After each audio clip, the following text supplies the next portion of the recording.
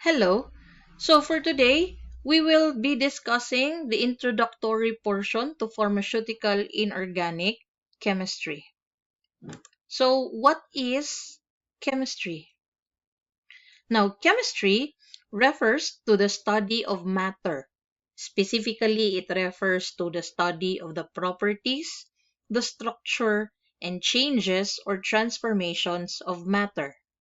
Now, if we talk about matter, we are dealing with almost everything that is found here on Earth and even beyond Earth. So that chemistry is further divided into branches. Even these branches of chemistry have sub branches, but for this topic or for this discussion, we will only focus with the major branches of chemistry. So the first branch of chemistry is called inorganic chemistry. Inorganic chemistry is the study of the properties and behavior of inorganic compounds. What are inorganic compounds? Inorganic compounds are substances that are made up of the elements and the combinations of these elements. The combinations of the elements include that of carbon dioxide, the carbonates, and cyanide. It covers all chemical compounds except the organic compounds because that will be dealt with in a different branch of chemistry. So, the structure of your crystals, the structure of your minerals, the metals, and other elements, or most of the elements that are found in the periodic table. Um, Other studies that is encompassed in inorganic chemistry includes the metal ions that are found in our body. It would also be studying on the composition of the rocks and the minerals and even the atmosphere of the earth and even that of outside of the earth like our stars and other heavenly bodies. Um, it will also be studying on the chemical compounds that are bonded to carbon or the metals that are bonded to carbon, as well as how the materials or solid materials are being synthesized, what are their properties, and what are their structures. So that is inorganic chemistry. Now, sometimes inorganic chemistry may overlap with nuclear chemistry. We will be discussing nuclear chemistry in the next other branches. The second branch of chemistry is called organic chemistry. So, organic chemistry involves the study of the structure, the properties, and preparation of chemical compounds that are basically made up of carbon and hydrogen. We call it hydrocarbon compounds or your hydrocarbons. So, organic chemistry deals with carbon and carbon chains. Again, carbon and carbon chains in organic chemistry does not include, I repeat, it does not include carbon dioxide, your cyanide, and your carbonates. Now, more importantly, in pharmacy, we study organic chemistry because we want to know the relationship of these compounds in terms of the properties of the drugs or the medicines. That's why we have a medicinal organic chemistry. So, what is medicinal organic chemistry? You have the development, the synthesis, and the designing of the drug that is fit for a certain treatment or that has a pharmacological activity or action. We also, organic chemistry also covers the polymers or polymerization the combination of simple compounds to make it even more complex and to make it even bigger compound.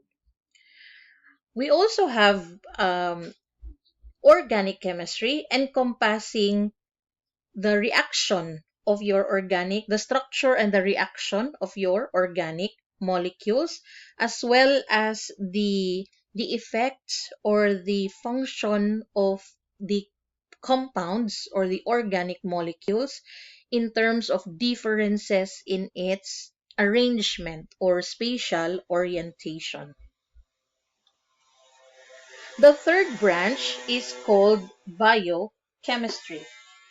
Now, in biochemistry, we study the chemical reactions in living organisms. So, from the word bio, that means life or living organisms.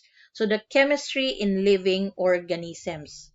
So, biochemistry also is very broad because it may include the molecular level of the functions of the organism or the organism's body, such as the DNA, the RNA, the proteins, and other macromolecules.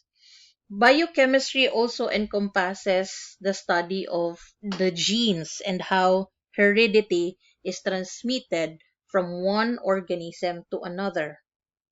Also, in biochemistry, you have the study on, or it also encompasses on how the drugs react to your body. So that's also included in biochemistry, as well as how the poisons affect your body or how poisons or toxins affects your body.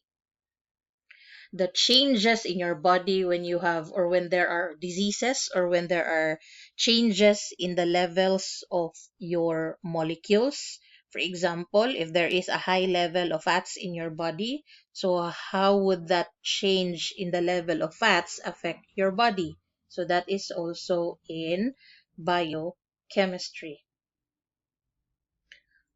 Now, the fourth branch is nuclear chemistry. As I have said last time, or as I have said earlier, it somehow overlaps with inorganic chemistry because nuclear chemistry deals with the study of radioactive substances. So, radioactive substances, the isotopes that are used in order to generate energy, or isotopes, or yeah, radioactive isotopes that are used for um, tracing the molecules in your body or knowing what the anti-cancer drugs have been doing to your body. So it's sort of like monitoring through your body. But more importantly, I think the more well-known function of radioactive substances is the source of energy. We also have analytical chemistry. So in analytical chemistry, we have the study of the qualitative and quantitative aspects of a molecule. So, qualitative or quality, what are the composition of your molecule or what are the composition of a certain substance? And quantity means how much or the amount of the chemical components found in a substance. So this one, for example, is important in forensics. Okay, so when you deal with crime scenes, it studies on what substances are present and how much of that substance is present. For example, how much of the substance is present in a person's body that enables the death or that was responsible for the death of the person. I think, I don't know if you're familiar with the cyanide poisoning in a milk tea. Okay, so that was that's one example. Okay, analytical chemistry can also be used in the study of the phenomena in the environment. Okay, so Like right now, we have been experiencing, or some areas have been experiencing hailstorms or snow in places where it is not typical to have one or to have such. We also have analytical chemistry can also cover the analysis or the different samples in our body, or the analysis of the different samples in our body, such as in our urine. So when we have our urinalysis, we take note of the amounts of, let's say, the amounts of um, salt or the amount of sugar that is present in the blood or in the sample. Okay, so aside from urine, you also have your blood samples, your saliva, your stool, and um, other substances in your body. Now, um, there is a sixth branch called physical chemistry. Mainly, it studies on the physical properties of your substance. So, physical properties of the substance include the chemical reactions that occur when your substance undergoes changes, the interaction of the substance when it is exposed to radiation, and the calculation of structures and the properties of your substances. So far, that's for the introduction or for the branches of chemistry.